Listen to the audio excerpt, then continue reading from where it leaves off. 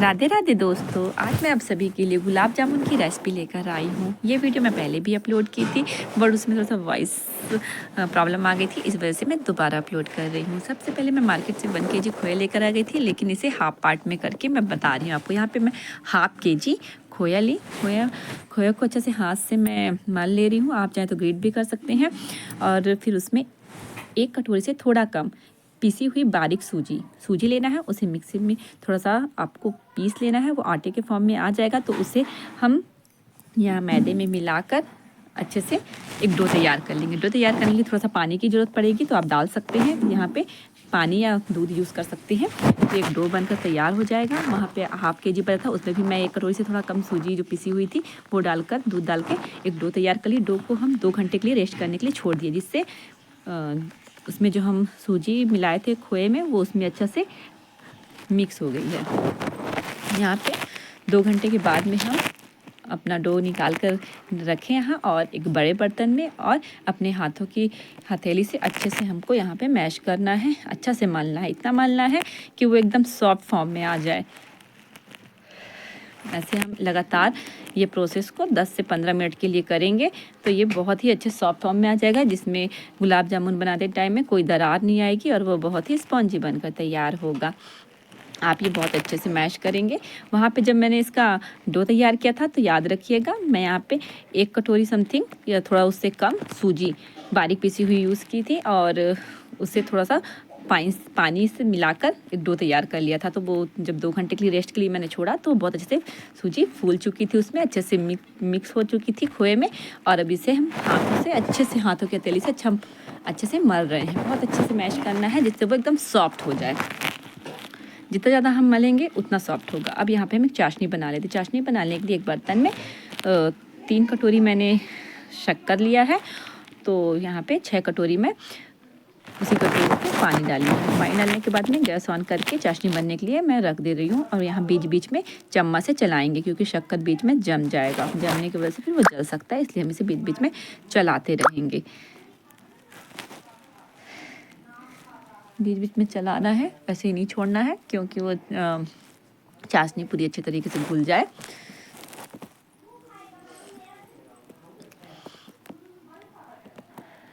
यहाँ पे हमारा जो डो बनकर तैयार हो गया था, अच्छे से रेडी हो चुका है। उसको बहुत हमने मला है 10 से 15 मिनट के लिए। अब वो बहुत अच्छे से सॉफ्ट हो चुका है। अब इसमें हम अपने अपने अपने अकॉर्डिंग जैसे हमको पसंद है उस शेप में हम बनाकर गुलाब जामुन रख सकते हैं। यहाँ पे हम पहले देखते हैं चाशनी पकना चालू हो गई है। 10 से 10 मिनट में पकी जाती है, क्योंकि मैं पतली रख रही हूँ चाशनी को। यहाँ पे मैं आधी छोटी चम्मच पिसी हुई इलायची डाल दी और 5 मिनट के लिए पका ले रही हूँ। पकने के बाद में मैं थोड़ा सा चाशनी का फॉर्म में ऐसा रख रही हूँ, तार वाली नहीं रख रही हूँ, जो हल्की चिपचिपी होती है ना उतना रख रही हूँ, क्योंकि ना वो बहुत ही जो रसगुल्ले स्पॉन्जी होते हैं ना उसके अंदर चले जाते हैं। गुलाब जामुन के पूरे अंदर चले जाएगी और बहुत सॉफ्ट बनेगी। वहाँ पे बनकर तैयार हो गई चाशनी। अब मैं यहाँ पे रसगुल्ले को शेप में बना लेती हूँ। यहाँ पे मैं गोल शेप के बना रही हूँ, आप चाहे तो कोई सी शेप में बना सकते हैं, ओवल में बना सकते हैं, या फिर खोवे की जलेबी वाले शेप में बना सकते हैं। जैसे भी आपका मन करे आप वैसे बना सकते हैं। यहाँ पे मेरा बेटा का बर्थडे था आज, इस वजह से उसने कहा था कि शाम को पार्टी होगी, तो मैं मार्केट गई थी। पर मार्केट में तो आपको पता ही है कि इतना अनहेल्दी होता है, क्योंकि उसमें मैदा कुछ केमिकल्स ये सब डाल देते हैं तो बच्चों के लिए, और इतना अनहाइजेनिक तरीके से बनाते हैं। इस वजह से मैंने सोचा कि घर में ही बना लेती हूँ। घर में आपको मालूम है कि बहुत ही सस्ते में बन जाता है। यहाँ पे आधा किलो खोए से आपके 45 या 50 गुलाब जामुन बन सकते हैं, वो आपके शेप के अकॉर्डिंग है। यहाँ पे सारे शेप में बनाकर तैयार कर चुकी हूँ। मेरे 45 गुलाब जामुन बने हैं आधे kg से, क्योंकि मैं परफेक्ट शेप में दी हूँ। जितना हम मतलब हमें ठीक लगते हैं, नॉर्मल साइज़ होते हैं ना, ज़्यादा छोटा है ना ज़्यादा बड़ा है।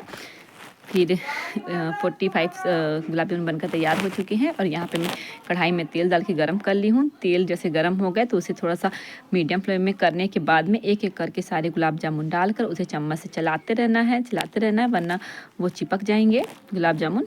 यहाँ चम्मच से चलाते रहना है। जैसे इसका कलर हल्का गोल्डन आएगा फिर हम उसका फ्लेम को हाई कर देंगे, क्योंकि वो अंदर से पक चुके होंगे गुलाब जामुन। ऊपर कलर आ जाएगा। अगर हम शुरू से ही हाई फ्लेम में करेंगे तो वो अंदर गुठली रह जाएगी और बाहर बाहर बस पक जाएगा। तो यहाँ पे हमारे गुलाब जामुन एकदम स्लो फ्लेम में पक रहे हैं। फिर यहाँ पे चलाते रहेंगे हम चम्मच से। यहाँ पे हल्के हल्के कलर आने चालू हो गए हैं। जैसे कलर थोड़ा सा और आ जाएगा तो हम फ्लेम को हाई कर देंगे, अभी नहीं करेंगे, थोड़ा देर से करेंगे। यहाँ पे चम्मच चलाते रहना है।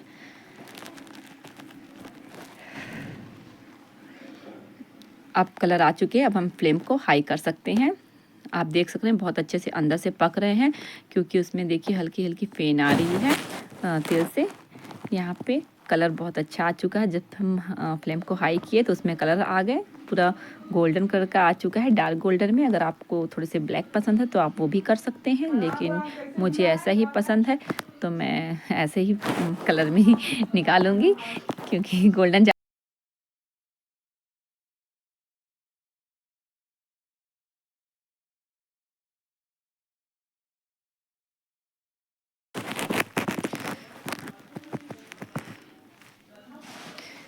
अब एक एक करके सारे गुलाब जामुन हम निकाल लेंगे और निकाल कर गरम गरम चाशनी में हम डाल देंगे। डालने के बाद में 2 घंटे के लिए हम छोड़ देंगे। जब 2 घंटे के बाद में मैं तो निकाल लूँगी, क्योंकि मैं कम मीठा खाना पसंद करती हूँ, और जो ज़्यादा मीठा खाना पसंद करते हैं वो डूबी डूबी चाशनी में ही खाएं। लेकिन मैं यहाँ पे एक एक करके सारे गुलाब जामुन को डाल के 2 घंटे के बाद में निकाल लूँगी।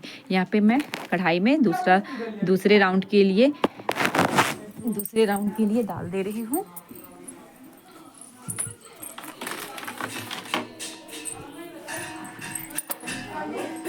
यहाँ पे दूसरे बार में गुलाब जामुन डाली हूँ, तो ये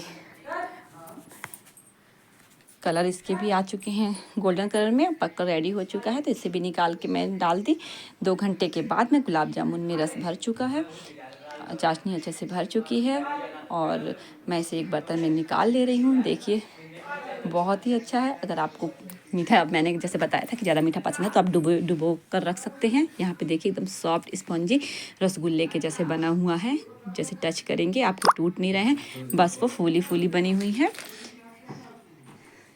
और उसके अंदर देखिए दबाइएगा तो चाशनी निकलेगी उसमें से।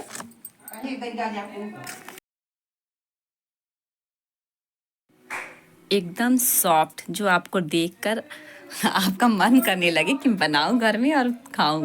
और आप 5, 6, 7 एक बार में खा सकते हैं, क्योंकि बहुत ज़्यादा मीठा मैं यहाँ पे नहीं रखी हूँ। अगर बहुत ज़्यादा मीठा होता तो 2 से ज़्यादा हम नहीं खा सकते।